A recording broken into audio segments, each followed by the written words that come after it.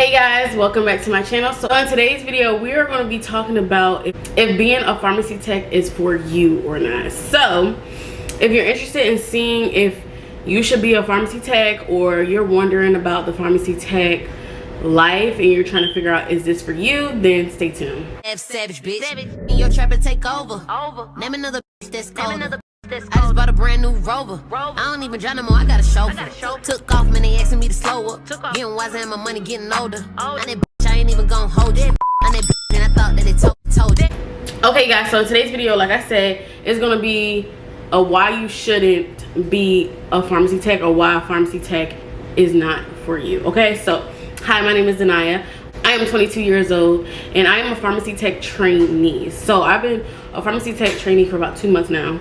I've seen a lot of things, I learned a lot of things. I don't know everything, but I learned a lot of things. I noticed a lot of things. So if some of the things that I name in this video aren't for you, I'm not going to say if one of these things aren't for you, then you shouldn't be a pharmacy tech. But if a good little handful of these topics or things that I have on my list is not for you, then maybe being a pharmacy tech is not for you. But you can overcome or find ways to deal with these topics. So we're gonna go ahead and start.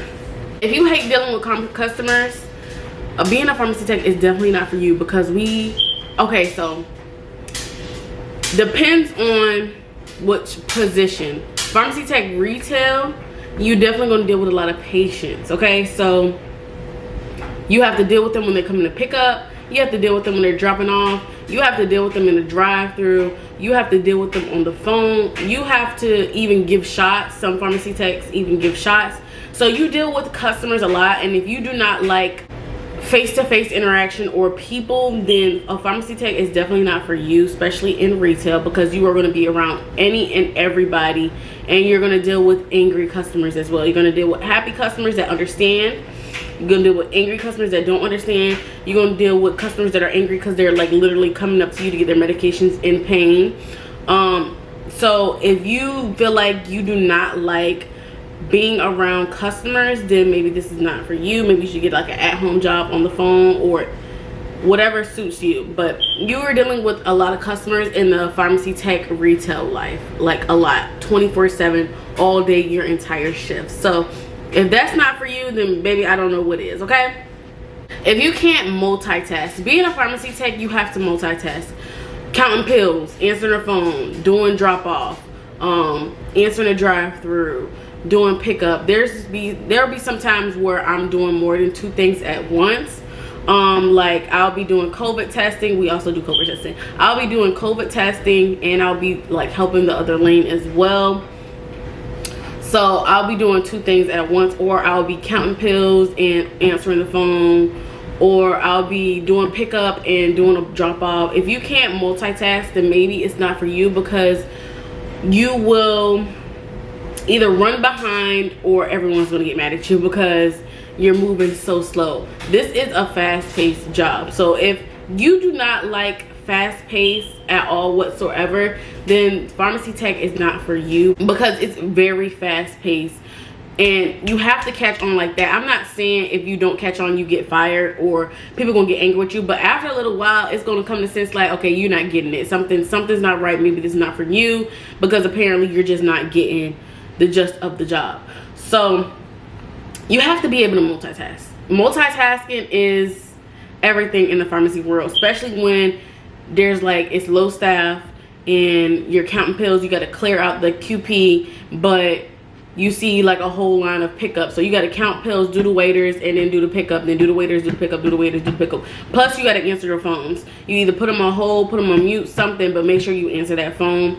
And then you still got to deal with drop-offs, people that's signing up for not signing up, but people that's coming in for their immunization appointments and stuff like that. So you have to really learn how to multitask. And I feel like if you do not know how to multitask and you still want to be a pharmacy tech, you can learn, because there's this person that's there, and this person did not know how to multitask to save this person's life at all, but they're learning. It's a process. So if you're at a job, if you're usually at a job where you're just doing one thing and you only got to do one thing and it's just the same thing every day, then it's going to be a change, a big change when you're becoming a pharmacy tech, because you really have to learn how to multitask, or you got to have the multitasking skills. Okay, so that brings me to, if you do not have good customer service, this is not a job for you, because like I said, you are dealing with customers 24/7 your entire shift. You're dealing with them once you walk in through the door, pick up, drop off,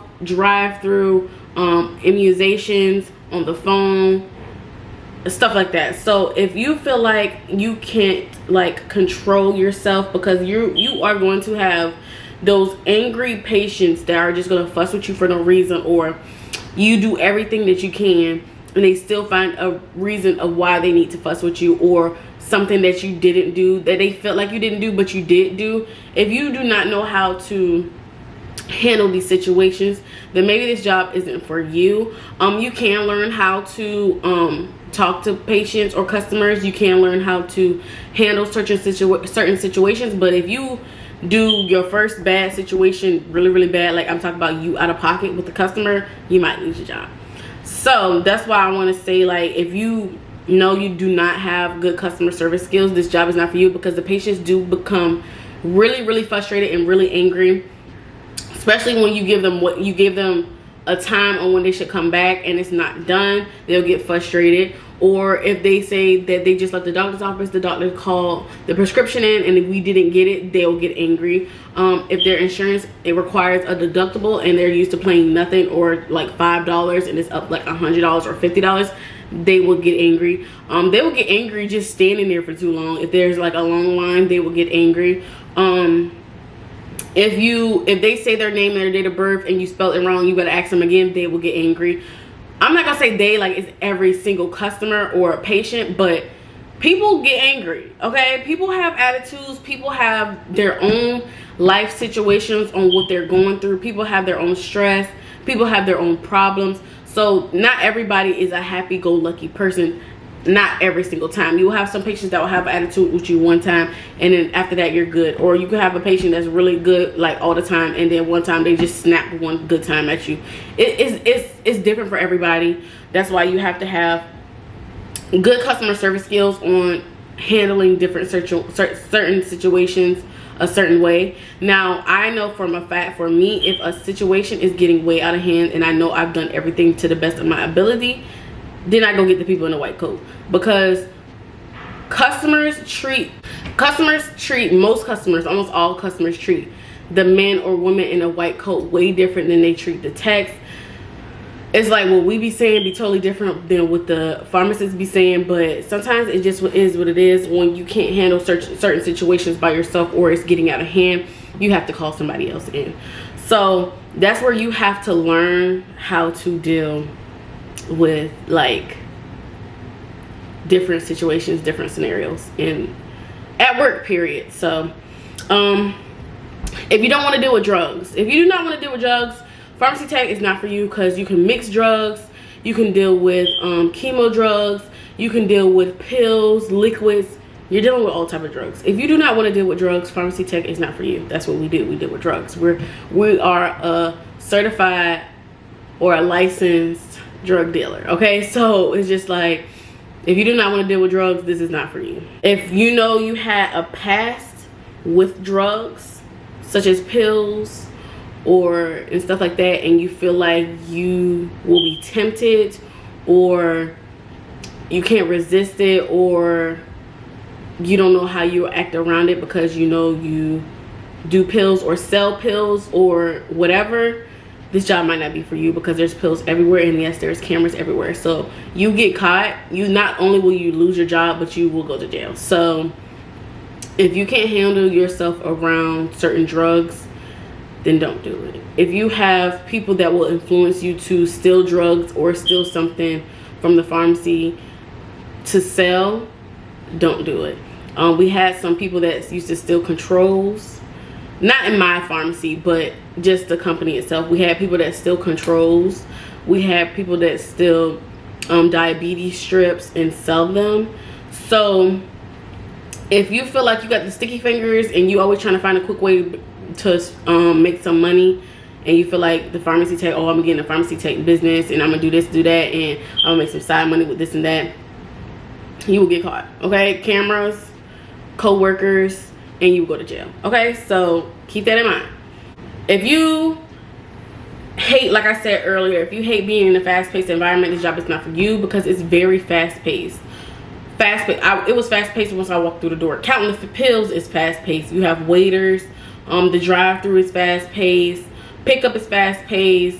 Doing the drop-offs is fast-paced because the patient will wait there for you to get finished to see when they can come get their medications.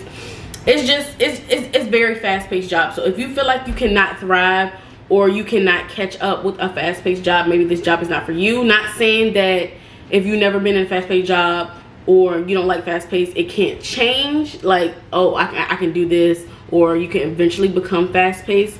Like, speed will come. Speed will come in time. But if you know for a fact that you do not like fast-paced job and you will dread coming to this job every day, it's not for you.